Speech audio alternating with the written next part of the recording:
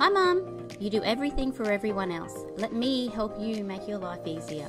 Quick, short information to make you empowered and remind you why you are so important. Because if you don't know what's on the menu, how can you choose what's right for you? Hi, I'm Elena, Director of my private practice Supportive Therapy, an everyday Aussie mum trying not to lose my biscuits and my kids. As a mental health professional, I'm here to share my secrets so no other mother feels alone or powerless. Knowledge is power, and I want you to be powerful. Think of it like I'm your mindset coach through all of this. Everything is backed by science and psychology. I believe in you, and I want you to be the best version of yourself. To be happy and feel in control, you need to be mentally strong. Hello everyone, welcome to Mentally Strong Mums, and today we have a beautiful guest. We have Kala, and Kala is a fertility and healing coach. So we're lucky enough for her to come on the podcast. And I love, if you go onto her Instagram page, it has a really lovely quote that really helped draw me to her, which was, if you can transform your pain into empowerment with real tools. And that for me, and I think especially a lot of people, because all of us experience certain pains, and especially as mums, and for you to be able to reframe that to help mothers understand, or even just humans understand, that if you can transform your pain into empowerment using real tools, it gives you that long-lasting resilience and hope. And I just want to give you a bit of information about Kala. So just especially for all of us listening, I want to have a bit of a disclaimer before we begin. This will be touching on stillborn, failed rounds of IVF. And if this is going to be upsetting or triggering for any of you, you can either decide now if you want to listen to it later or not listen to it all. If you do listen to this episode and you are triggered or upset in any way, we will be able to have tools at the end for how to look after yourself and regulate at the end. But always feel free to contact me if this has been triggering and upsetting for you, okay? This is a real episode about real mums that have gone through really difficult things. And if you're still on your journey and you haven't learnt or resolved or healed, then sometimes we think we're stronger than what we are, and then we're triggered, and then all of our cards fall down. So I want to normalize this for everyone as well who's listening. And this is a real woman's story about where she's come from to where she is now in this path of empowerment to be able to help other mothers know that everything's going to be okay. There is a light at the end of the tunnel, okay? So for Kala, she suffered a stillborn at 23 weeks and then had failed rounds of IVF. And from her perspective, doctors just gave up on her, which is that awful feeling because you go to doctors for help. And when that feeling of abandonment happens, it is excruciating. But she ended up having and finding her healing and then conceived her child naturally at 41. So how are you, Kala? I'm good.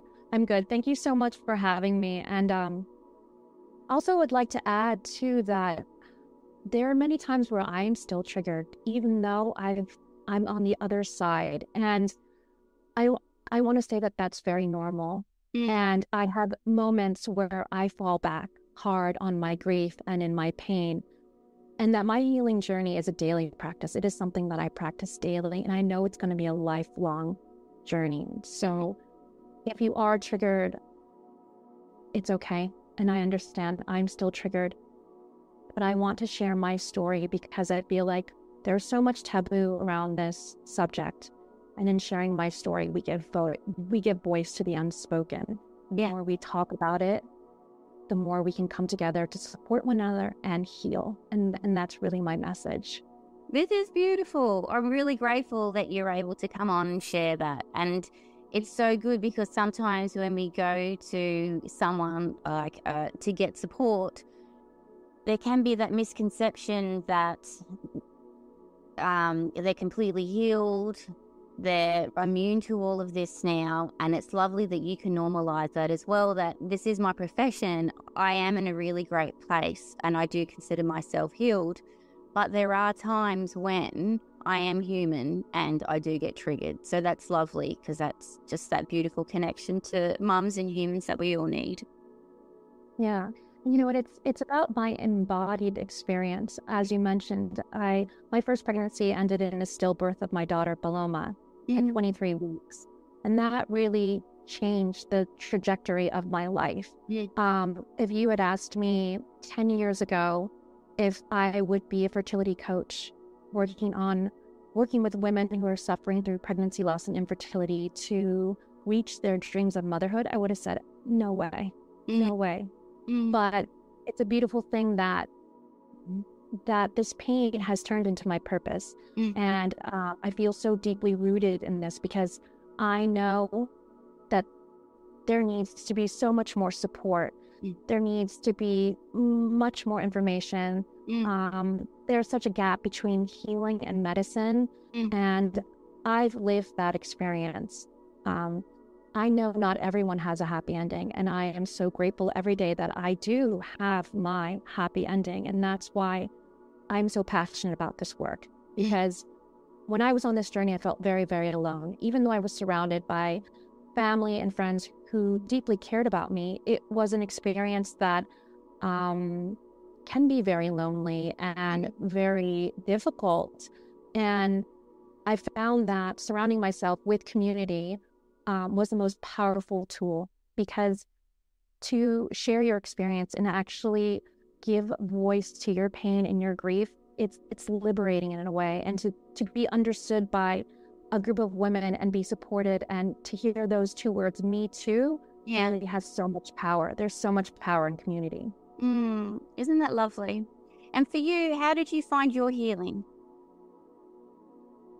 Well, I would love to say that I found my healing on my own, but that's not the truth. The truth is, after the second round of IVF that failed, when everything was perfect, I had plenty of embryos, I had genetically tested embryos. When you go to do a transfer, your lining should be a certain measurement. Everything was perfect. I had 3 failed transfers of genetically tested embryos. So my doctor called me, and, I was a model patient at first. Everything went smoothly. Everything was great. But after the 3rd transfer, he said, you need a surrogate or you need to do another round. And at that point, I knew, and my husband and I sat down and made the very difficult decision not to continue. We just could not stretch ourselves emotionally, financially, physically. IVF is so daunting and difficult. And I don't think a lot of people talk about that. It's such a difficult thing on so many different levels. But it was that point where my RE said to me, a surrogate, which would cost, $50,000 at least USD here, much more, with no guarantees, really. I knew that I had to find my own way. He may have given up on me, but I didn't give up on myself.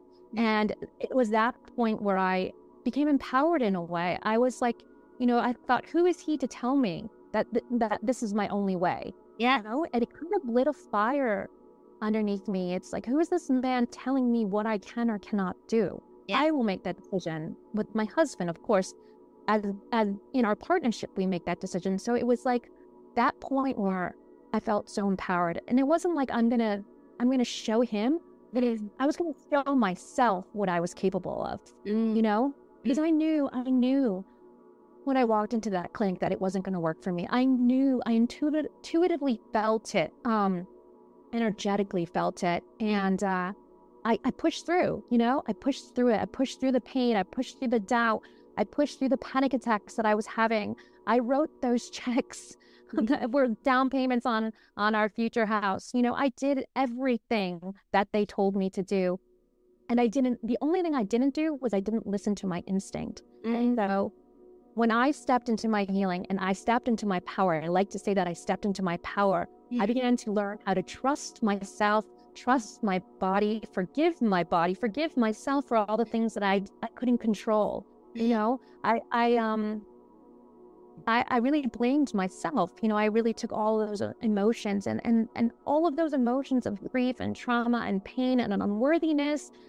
were all stuck in my body. And so I knew where I needed to start. I need to go back and confront those emotions that I never dealt with the death of my daughter, and that's where I started. That's where I started. Mm. And that's I'm sorry. And in that, sorry. No, you go. And in that surrender is where I found release. And that's where I began. Yeah. It's interesting that you say that, because that's the thing, like, you have to be able to feel it to release it. Oh, yeah. And when we're numb to everything, and whether that be a conscious numb or a subconscious numb, the way that our nervous system responds to protect us, sometimes we're not even aware. But once we have that safe space or that guidance to do it, and I love that you were so vulnerable and open about what it was like for you, about understanding your expectations of the process, because as you said, everything was perfect. This is guaranteed almost, in a way, these expectations. And then that moment when it doesn't go the way you expected, that feeling of brokenness because the confusion, and then that self-blame, which naturally then happens. And then it's this moment of understanding, well, I'm not going to fight. I'm going to fight. I'm not going to give up. I'm going to do what I need to do to be able to get this. And the first thing I do is to heal my body. And if you were to think now, what advice would you give yourself at the beginning of your fertility journey?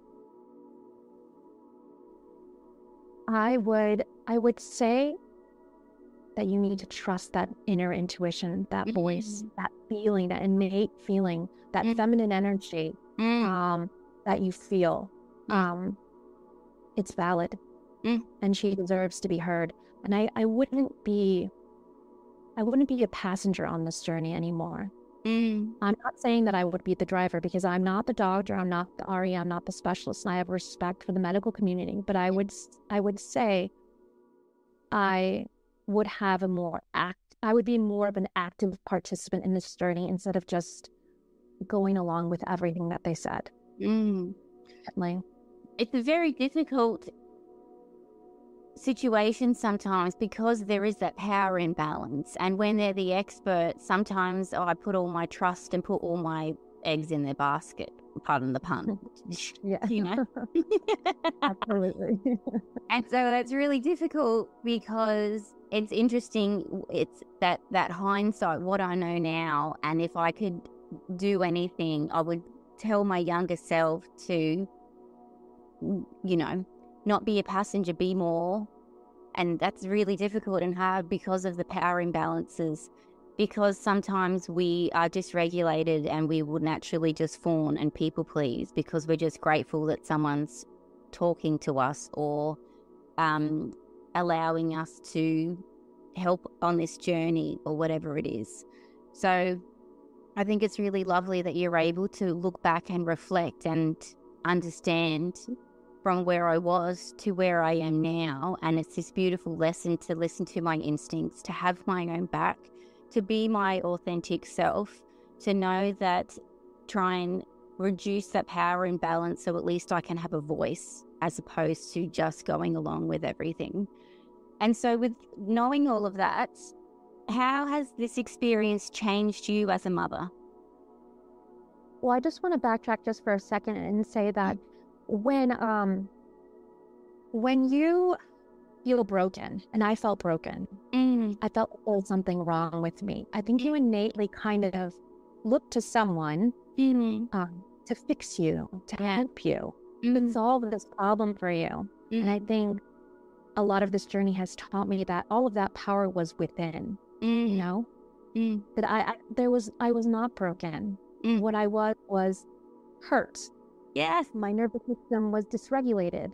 I love that you say I am not broken. I might have felt broken at that time because of the intensity of everything and the way that my body was reacting and responding to the trauma of this experience. But I was not broken. Do you know? Even though sometimes it feels like it. Yeah, and you spoke about this a little bit earlier as well. I was on automatic programming. There were moments where I would really just slip into panic attacks. Or, even small things, and I like to talk about this in my coaching program. I wouldn't allow myself to even envision or feel what it would be like, that to feel if this would actually work, you know?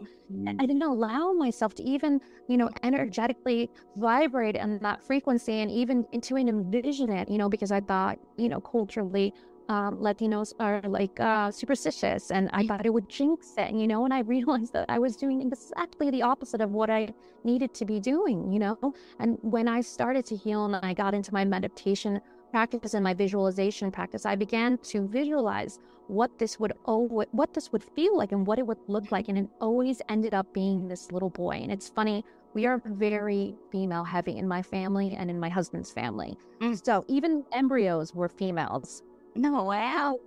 Yes. So when we received the test results that everything was fine and it was a male, I can tell you, I really had a good laugh, because it's like, this was my experiment with destiny. And that's what I saw and what I wanted, what I deeply wanted. I have a daughter, Isabella. She's 8 years old. She was born, I conceived her naturally after our daughter Paloma died 2 years after.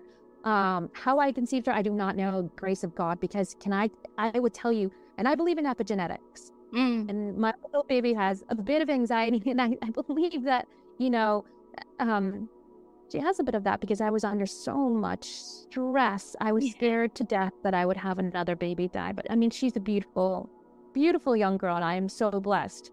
But, and touching on what you were saying, how has that changed me as a mom? Was that the question? Yes. Oh my goodness, it has changed me in so many ways. I am a more present mother. I am a more patient mother. I'm a mother who sits in gratitude a lot more than I think I would have. And obviously I would take what happened back in a millisecond to have my daughter here with us. But she has taught me so many things, and she changed me on such a deep level. And I'm grateful for all those lessons. Because she has taught me the depths of my love, to love so deeply, to lose so deeply, and then to have these two little rainbow babies that have blessed my life. I sit in a lot of gratitude, and I'm so grateful for all the things and the moments that I've had, and I'm just so blessed, That's so lovely and warm and inspiring, especially for people that are halfway through this journey, or whatever it looks like for anyone that's listening, to know that at the end of it, if it does work out or whatever it looks like, if you're able to find someone to help you, there's this place that you can be, which is at peace, which is at gratitude, which then helps this deep connection with your children.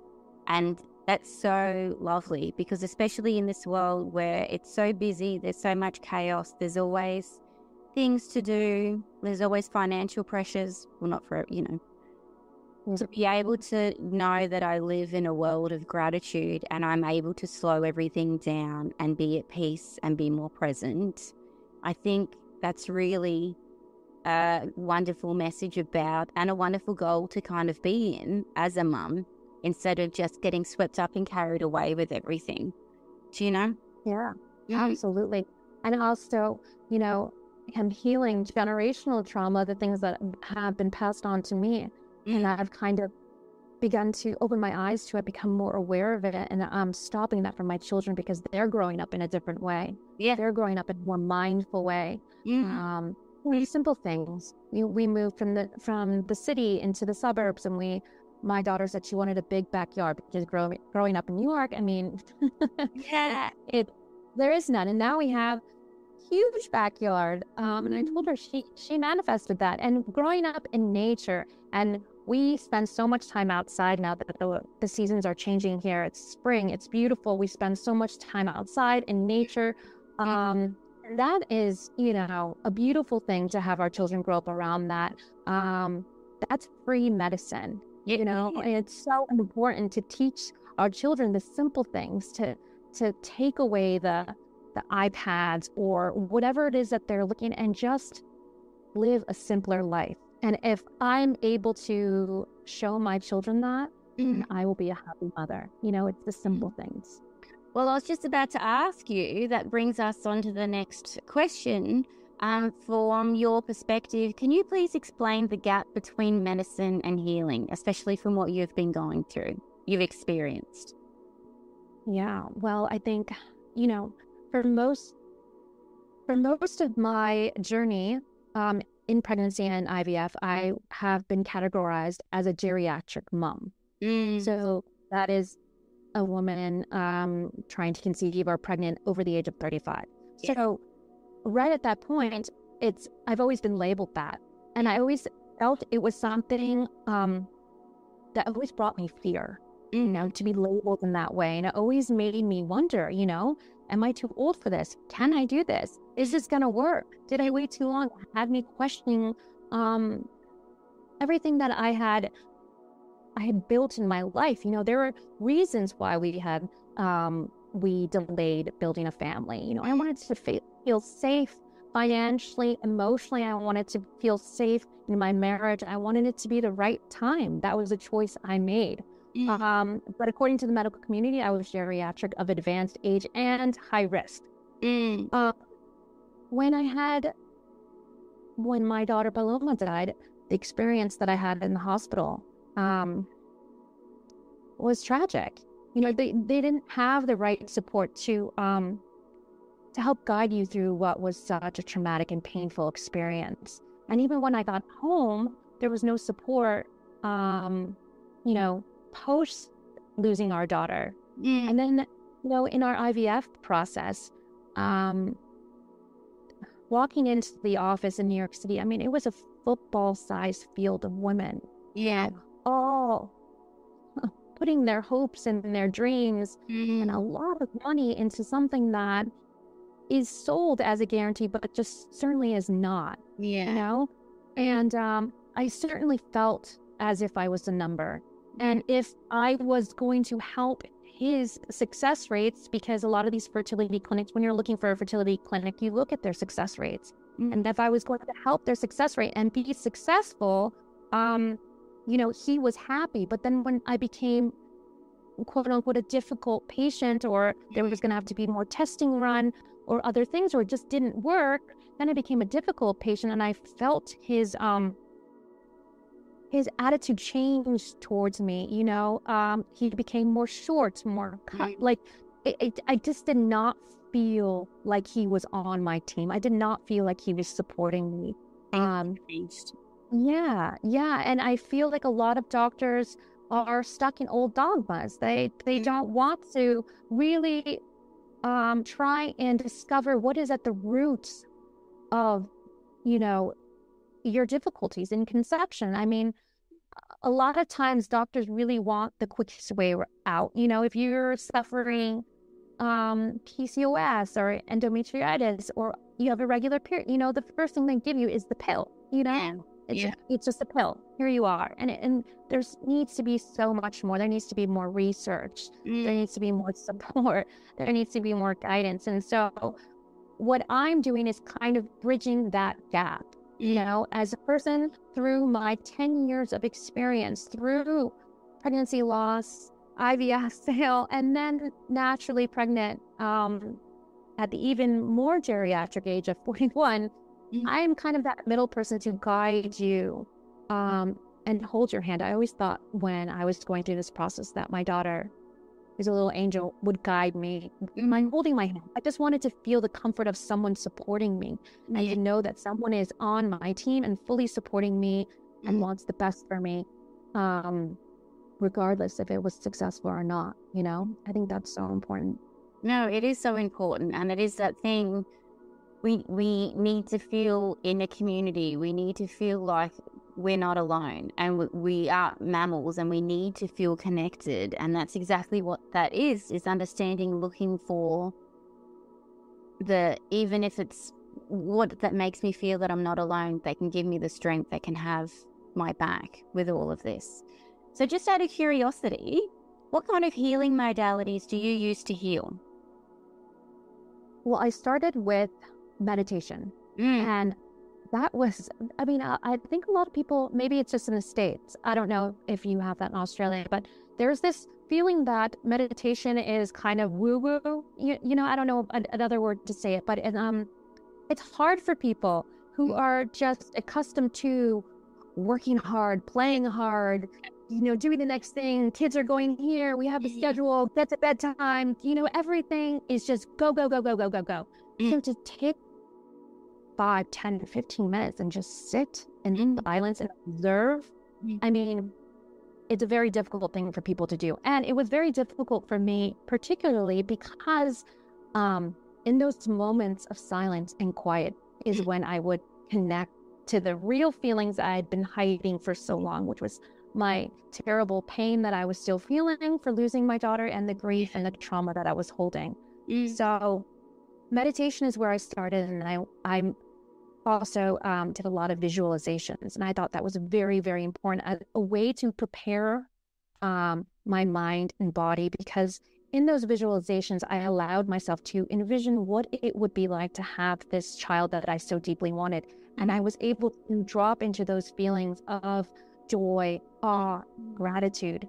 And so when I was able to conceive my son, I realized that there is, you know, my mother likes to call him my miracle child, but I say, no, he's my magic baby, because I did that. Yeah. I healed myself, and I called that baby down energetically, the frequencies, the traumas, the energy, the space I made for him by releasing all the things that were blocking me is how he came. And I understand, because I saw firsthand like the power that we have when we have tools to begin to do the work that maybe we've been running from. I was running from that pain for so long because I was so scared of what it would feel like, you know, because it's just so terribly painful. But I also think that a lot of people don't talk about these different modalities. And I'm kind of, like I said, my healing is a daily practice, is continuous. And this past weekend, I just attended a breathwork workshop, and my God, I was blown away. If you have an opportunity to try breathwork, what a powerful tool. Oh my goodness. It's very, very important. And I love everything that you're saying. And from my perspective, I understand the science behind everything that you're saying. Yeah. So sometimes if people are listening and what you're saying is brand new and you've never heard this before, there's a lot of science that backs everything up. And the science is about regulating your nervous system. If you are really dysregulated, it can be very difficult and sometimes even impossible to do mindfulness and meditation, because your frontal lobe's not engaged, so it's not going to allow you to do it. Especially with breath work, the way that it works to be able to get all the oxygen within your body and within your brain, and it's also to do with trauma. And so connecting with all of this to resolve within your own, and trauma, especially intergenerational trauma, can get embedded in your nervous system and then be turned into DNA. And so that's interesting for you, because you've figured out a way to be able to align the stars in a scientific way, but with evidence from science, to be able to do this in real world time with mothers. And because of this, you've actually then got evidence of how your body has changed, and evidence of how your mindset, your nervous system, your intergenerational trauma has all resolved and healed. So I think it's one of those beautiful things of hope, that even though when you hear Kala's language and it might sound woo-woo or overwhelming, or I've never heard this kind of language before, from my perspective, there is a whole lot of science that backs up why this works, how this works within the body. And maybe then if you've tried all these other things, aligning with women like Kala, and especially contacting Kala because of the results that she's been able to achieve and the changes in her body that she's able to see. And then now she's receiving long-term positive benefits and this world of gratitude and peace and mindfulness, and actually going out in the backyard and playing, as opposed to the kids being inside on their iPads while you're busy doing dinner. So I love that you're able to explain all of that, and it's definitely inspirational if this is women that are hearing this for the first time, that this does work. This is very important. And if Kala resonates with you, being able to contact her because of the hope that she's giving you and understanding, there's new ways to think about how we fit in the world and how we can heal our bodies. And that's what she was saying before about the gap between medicine and healing, and how, from her perspective, we can incorporate both of them, because that's that holistic perspective of actually being a human and what we need.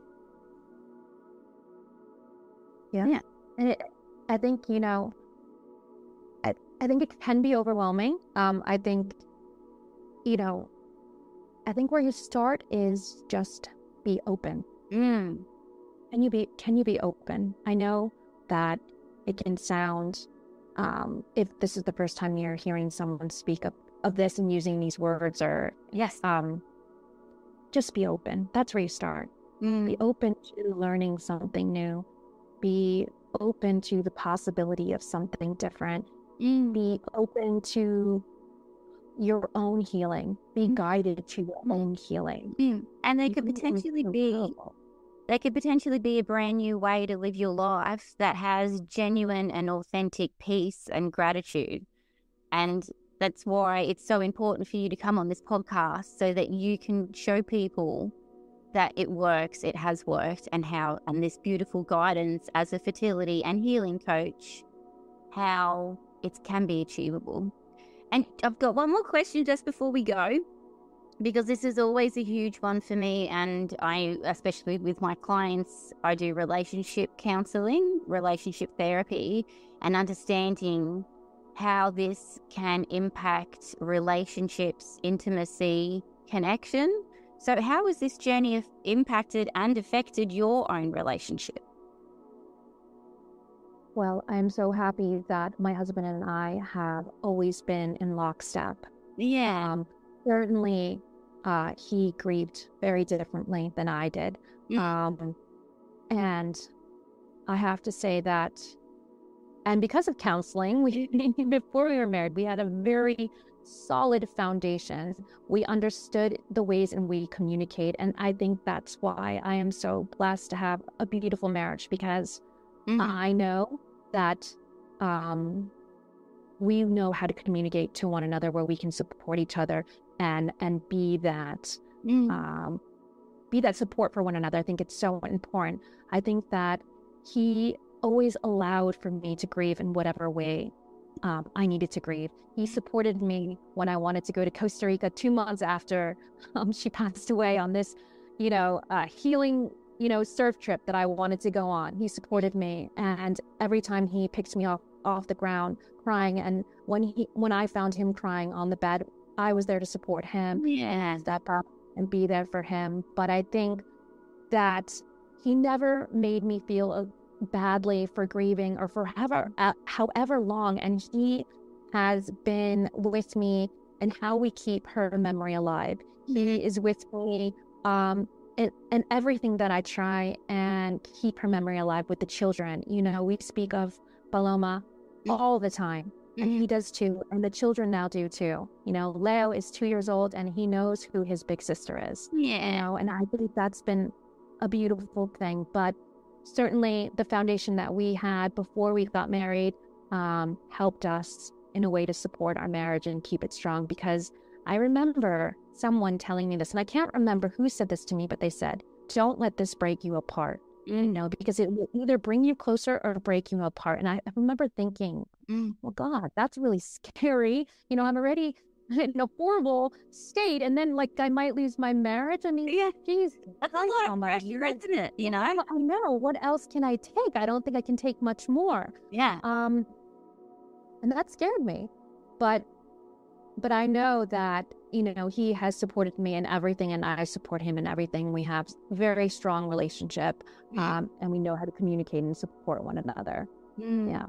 That's really beautiful. And I think it's one of those things that when you meet the love of your life or a partner, how things happen and we get thrown curveballs, all of those things, and how easy it can be to just throw in the towel, get overwhelmed and just go your own ways, or feeling like I'm not able to handle this and cope. And it's a beautiful reminder how we can evolve together, how we can grow together, how we need to prioritize our relationship for the benefit of us and the benefit of our family. And sometimes this is huge pressures and we all react differently, and men are grieving as well. And it's lovely that you mentioned that you could just find him on the bed crying, because men sometimes feel like they need to be the rock or the strong one, or it's not their body, so they don't have a right to grieve the way that we do, or whatever that is. And it's that inspirational language you use, that hopeful language, that yes, this is difficult. Yes, this is painful. Yes, I am filled with fear because of all of these people are telling me this will make you or break you. And that puts an extra layer of pressure on everything. But working together to prioritize us, the family unit, our goals, and evolve together through this difficult time. Yeah. I've always felt safe with my husband. I'm very lucky. Because for a very long time, I always felt like I had to be the strong one, to be independent. I had to rely solely on myself. But he's always been that rock for me. And I still needed that. I am all those things on my own, but with him, I'm that much stronger. So him to love me in a way that I feel safe and whole has been a beautiful thing too. No, that's lovely. And that's that beautiful complementary masculine and feminine coming together. And even when we say masculine and feminine, it's not generally or not necessarily gender specific, because you can still have it with same-sex couples, but understanding how we complement each other with our strengths and how we mutually support each other. So that's beautiful. So I thank you so much for coming on the podcast today. I think it has been extremely informative, and for people that haven't heard of you or what you do, and especially the fertility and healing coach, if this is something that you're interested in, I would definitely encourage you to go and have a look. So her website is Kala, KARLALEVIT.com. And I think you've got something special coming up in July.